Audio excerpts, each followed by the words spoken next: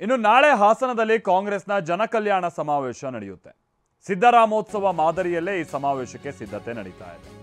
ಎಲ್ಲ ಅಂದ್ಕೊಂಡಂಗಾಗಿದೆ ಇದು ಸಿದ್ದರಾಮಯ್ಯನವರ ಪರವಾಗಿ ನಡೆಸಬಹುದಾದಂಥ ಒಂದು ಸ್ವಾಭಿಮಾನಿ ಸಮಾವೇಶ ಆಗ್ತಾ ಇತ್ತು. ಬಟ್ ಬಹಳ ಬದಲಾವಣೆ ಆಗಿದೆ. ಈಗ ಅದು ಹೆಸರು ಬಿಡಿ, ಕಾರ್ಯಕ್ರಮದ ರೂಪುರೇಷ ಅಂತೂ ಬಹಳ ಬದಲಾವಣೆ ಆಗಿದೆ. ಹೆಸರನ್ನು ಬದಲಾವಣೆ ಆಗೋಗಿದೆ, ಜನಕಲ್ಯಾಣ ಅಂತ ಆಗಿದೆ. ಈಗ ಎಸ್.ಎಂ. ಕೃಷ್ಣನಗರ ಬಡಾವಣೆಯಲ್ಲಿ ನಡೆಯುವಂಥ ಒಂದು ಸಮಾವೇಶ ಬಹಳ ಬೃಹತ್ ವೇದಿಕೆ ಸಿದ್ಧ ಆಗಿದೆ. 2,000ಕ್ಕೂ ಹೆಚ್ಚು ಪೊಲೀಸರನ್ನ ನಿಯೋಜನೆ ಮಾಡಲಾಗಿದೆ ಭದ್ರತೆಗಾಗಿನೇ 5 ಎಸ್ಪಿಗಳು, 6 ಎಎಸ್ಪಿಗಳು, 12 ಡಿವೈಎಸ್ಪಿಗಳು, 30ಕ್ಕೂ ಹೆಚ್ಚು ಇನ್ಸ್ಪೆಕ್ಟರ್ಗಳು, 80ಕ್ಕೂ ಹೆಚ್ಚು PSIಗಳ ನೇತೃತ್ವದಲ್ಲಿ ಬಿಗಿ ಭದ್ರತೆಯನ್ನು ನಿಯೋಜಿಸಲಾಗ್ತಾ ಇದೆ. 70,000 ಜನ ಕೂರೋದಕ್ಕೆ ಬೇಕಾದಂಥ ಆಸನ ವ್ಯವಸ್ಥೆ ಇದೆ. 2 ಲಕ್ಷಕ್ಕೂ ಅಧಿಕ ಸಂಖ್ಯೆಯಲ್ಲಿ ಜನ ಸೇರುವಂಥ ನಿರೀಕ್ಷೆ ಇದೆ. ಜನಕಲ್ಯಾಣ ಸಮಾವೇಶಕ್ಕಾಗಿ 3 ವೇದಿಕೆಗಳನ್ನು ನಿರ್ಮಾಣ ಮಾಡಲಾಗಿದೆ. ನಾಳೆ ಮಧ್ಯಾಹ್ನ ಆರಂಭ ಆಗುತ್ತೆ ಕಾಂಗ್ರೆಸ್ನ ಈ ಸಮಾವೇಶ. ಹಳೆ ಮೈಸೂರು ಭಾಗದ ಕಬ್ಜಾ ಮಾಡುವಂಥ ನಿಟ್ಟಿನಲ್ಲಿ ಕಾಂಗ್ರೆಸ್ ಪಡೆ ಈ ರೀತಿಯಾದಂಥ ಒಂದು ಸಮಾವೇಶದ ಮುಖೇನವಾಗಿ ಪ್ಲಾನ್ ಮಾಡ್ಕೊಳ್ತಾ ಇದೆ ಅನ್ನುವಂಥದ್ದು ಕ್ಲಿಯರ್ ಆಗಿ ಗೊತ್ತಾಗ್ತಾ ಇದೆ.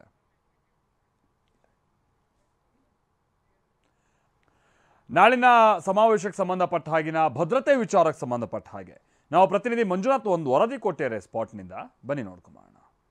ಹಾಸನದಲ್ಲಿ ನಡೀತಕ್ಕಂಥ ಕಾಂಗ್ರೆಸ್ ಪಕ್ಷದ ಜನಕಲ್ಯಾಣ ಸಮಾವೇಶಕ್ಕೆ ಕಾಂಗ್ರೆಸ್ ಪಕ್ಷದ ಎಲ್ಲ ತಯಾರಿಗಳು ಕೂಡ ಆಗಿದೆ.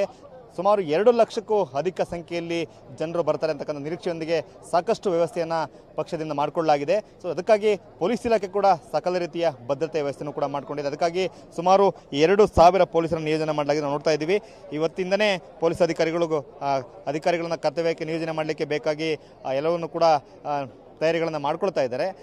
ಹಾಸನ ಜಿಲ್ಲೆಯ ಪೊಲೀಸರು ಒಳಗೊಂಡಂತೆ ಅಕ್ಕಪಕ್ಕದ ಜಿಲ್ಲೆಗಳಾಗಿರ್ತಕ್ಕಂಥ ಮಂಡ್ಯ, ಮೈಸೂರು, ಕೊಡಗು ಜಿಲ್ಲೆಗಳಿಂದ ಸುಮಾರು 1,000ದಷ್ಟು ಪೊಲೀಸರು ಬಂದಿದ್ದಾರೆ. ಒಟ್ಟು 5 IPS ಕೇಡರ್ನ ಅಧಿಕಾರಿಗಳು, ಹಾಗೆಯೇ 6 ಜನರು ಅಡಿಷನಲ್ SP ಕೇಡರ್ನ ಅಧಿಕಾರಿಗಳು, ಹಾಗೆ 12 ಜನ DVSP ಕೇಡರ್ನ ಅಧಿಕಾರಿಗಳು, ಹಾಗೆ 40ಕ್ಕೂ ಹೆಚ್ಚು ಇನ್ಸ್ಪೆಕ್ಟರ್ಗಳು, 80ಕ್ಕೂ ಹೆಚ್ಚು PSIಗಳ ನೇತೃತ್ವದಲ್ಲಿ ಈ ಒಂದು ಭದ್ರತೆ ವ್ಯವಸ್ಥೆಯನ್ನು ಮಾಡಿಕೊಳ್ಳಲಾಗಿದೆ.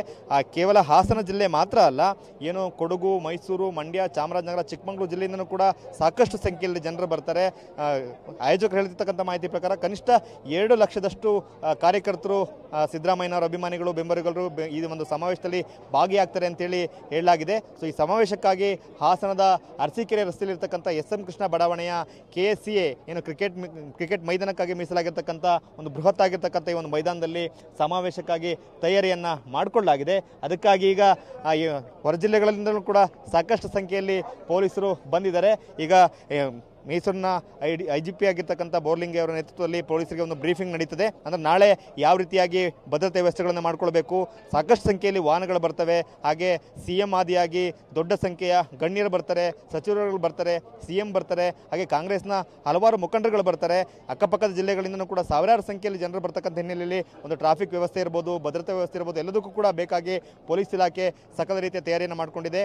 ಈಗ ಹಾಸನ ಜಿಲ್ಲೆಯ SP ಅವರಾಗಿರ್ತಕ್ಕಂಥ ಮೊಹಮ್ಮದ್ ಸುಜಿತ್ ಅವರ ನೇತೃತ್ವದಲ್ಲಿ ಈಗ ನಾಳೆ ಯಾವ ರೀತಿ ಭದ್ರತೆ ವ್ಯವಸ್ಥೆಗಳು ಇರಬೇಕು ಅಂತಕ್ಕಂಥ ನಿಟ್ಟಿನಲ್ಲಿ ಸೂಚನೆಗಳು ಕೊಡ್ತಕ್ಕಂಥ ಪ್ರಕ್ರಿಯೆ ಕೂಡ ಆರಂಭ ಆಗಿದೆ. ಒಟ್ಟೆ ನಾಳೆ ಮಧ್ಯಾಹ್ನ 12 ಗಂಟೆಗೆ ಈ ಒಂದು ಸಮಾವೇಶ ಆರಂಭ ಆಗುತ್ತೆ. ಅದಕ್ಕಾಗಿ ಹಾಸನದ ಈ ಒಂದು ಎಸ್.ಎಂ. ಕೃಷ್ಣ ಬಡಾವಣೆ ಇರತಕ್ಕಂಥ ಈ ಒಂದು ಬೃಹತ್ ಮೈದಾನದಲ್ಲಿ ಸಿದ್ಧತೆಗಳನ್ನು ಕೂಡ ಮಾಡಿಕೊಳ್ಳಲಾಗಿದೆ. ಆ ಸಮಾವೇಶದ ಹಿನ್ನೆಲೆಯಲ್ಲಿ ಪೊಲೀಸ್ ಇಲಾಖೆ ಕೂಡ ಭದ್ರತೆಗಾಗಿ ಸಕಲ ರೀತಿಯ ತಯಾರಿಯನ್ನು ಮಾಡಿಕೊಳ್ತಾ ಇದೆ. ಕ್ಯಾಮರಾಮನ್ ಮಹೇಶ್ ಜೊತೆ ಮಂಜುನಾಥ್, KB, TV9 ಹಾಸನ.